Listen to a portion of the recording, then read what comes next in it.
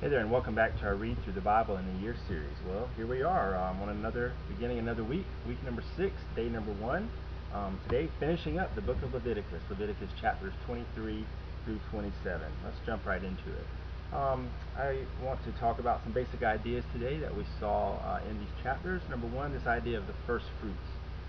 That when they grew their grain, before they baked the first loaf of bread or did anything, made flour or did anything with that grain, they were to come before the Lord and take part of that grain and make it an offering to God, an acknowledgement that that they had been blessed by God, that they were thankful, showing their gratitude to God for providing the harvest for them. So the harvest that they were going to go enjoy.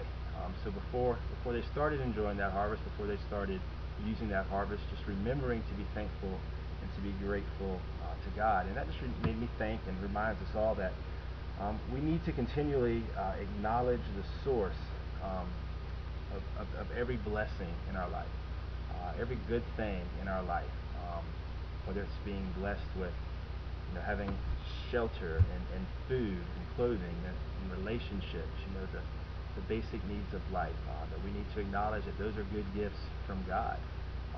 When we have talents and abilities that we use in different ways and we are recognized for those, we need to acknowledge that that is a blessing from God, and we need to just give Him all thanks and gratitude for those things. Another thing that jumped out at me today was we saw in a few different ways in the chapters today just God's concern for the poor, illustrated in the commandment to the Israelites. When they're gathering their crops, to leave some of it. Don't go all the way to the edges. Leave some of it behind for the poor in the land who would depend on that for their food. We see it when He's giving the regulations about giving loans to poor and people who need to become basically servants because they can't afford anything else, and how they are to be treated with kindness. God's concern for the poor, and we see that all throughout the Bible. That God's heart and compassion for the poor and for the oppressed, for the forgotten. And we, if we as people made in the image of God, as those who share, this, where our desire should be to have the same heart that God has for those around us, then we need to have a concern for the poor. We need to have a concern for the oppressed. We need to have a concern for the forgotten in our society. And we just need to be praying to God about, God, how would you use me? How would you use me to be a kingdom blessing to those who do not have, to those who are hurting? We can pray that our heart would beat with God's heart on that. We see in these chapters also another basic principle that we're going to see, especially when we get into the book of Deuteronomy. And this is the idea that obedience, our obedience is our obedience leads to blessing from God. Not that God is not always blessing us. God is blessing us all the time in many different ways. But when we are obeying God, when we're walking with God, we are in a position to receive His more and more blessing from Him. When we are living the way that God has called us to do, we are just ready and able to receive just great and abundant blessings from Him. The opposite of that is true. When we're disobeying God, we are putting ourselves in a position for some of that blessing to be removed from us, some of that blessing not to be experienced by us. We're putting ourselves in a position of punishment, of discipline, of you're not following, you're not doing what I told you to do, so there's going to be punishment. And part of that is not experiencing the full blessing of God in those times. And I think even in this, there's love in that, that God gets our attention. And He gets our attention when we are walking on a path away from Him. He reminds us that you're going down a wrong path now, and you're going down a path that is not good for you. I want you to be back on the path with me.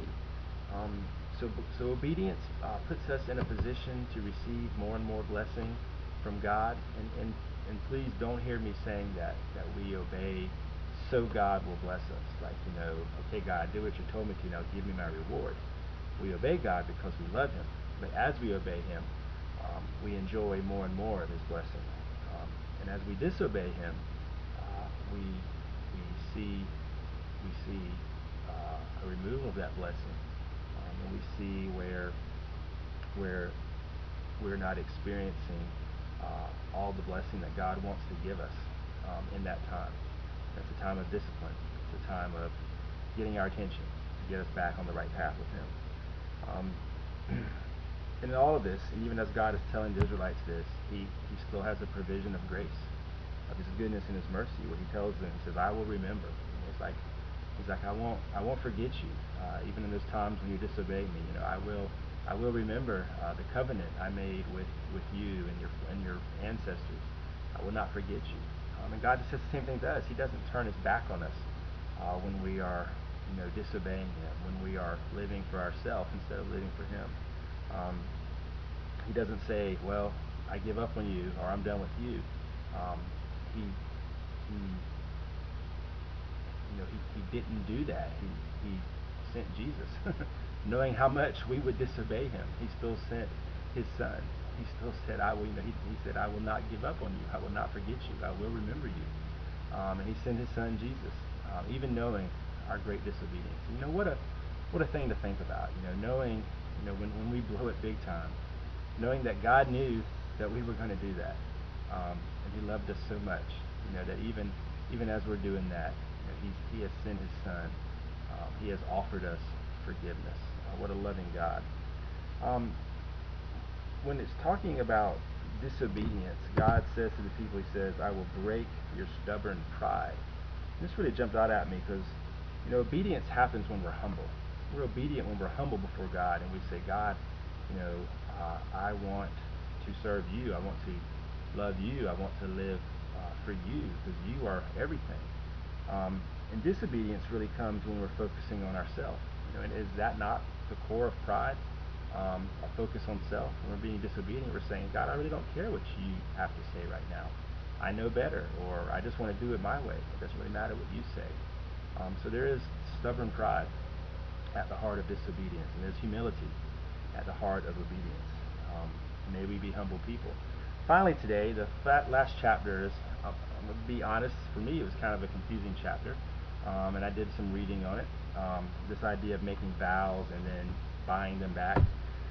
And kind of what I came to and seeing here, and I just want to use the example of a person making a vow of themselves. Basically boiled down to saying, dedicating themselves. I'm going to, to the service of God. And then one of two things happened, depending on how exactly you understand what happened then. One way it could have played out is, I'm dedicating myself to the service of God. But the reality was, the Levites and the priests were already dedicated to the service of God.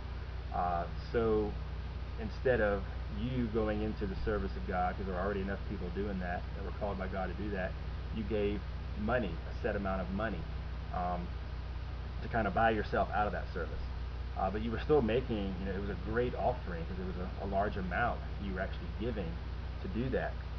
Or it could be, depending on other things I've read, it could be that you actually did go into the service of God, into the way you dedicated what you would do specifically for God.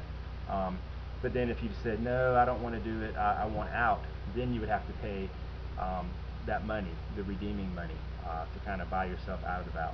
So either way you look at it, it was a true commitment, and there was something involved to this commitment.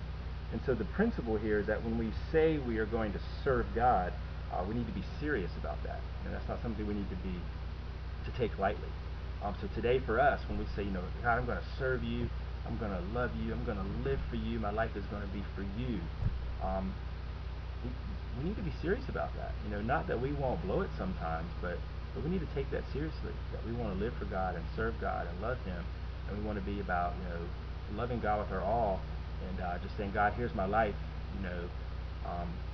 it's a blank check, and I sign it and I give it to you, and I say, God, spend me however you would. We need to be serious about that. We need to be serious about that dedication to him. So today, may we be people who are always grateful and thankful for every blessing that we have, every talent we have, every ability we have. May we always show our gratitude to God. May we acknowledge that He is the source of all blessing as we speak to others. May we have the same heart that God has for the poor, for the oppressed, for the forgotten, and reaching out to them and helping them and showing them God's love. May we be people who are receiving the full blessing from God as we walk obediently, not out of because we have to, but because we want to and because we love God so much.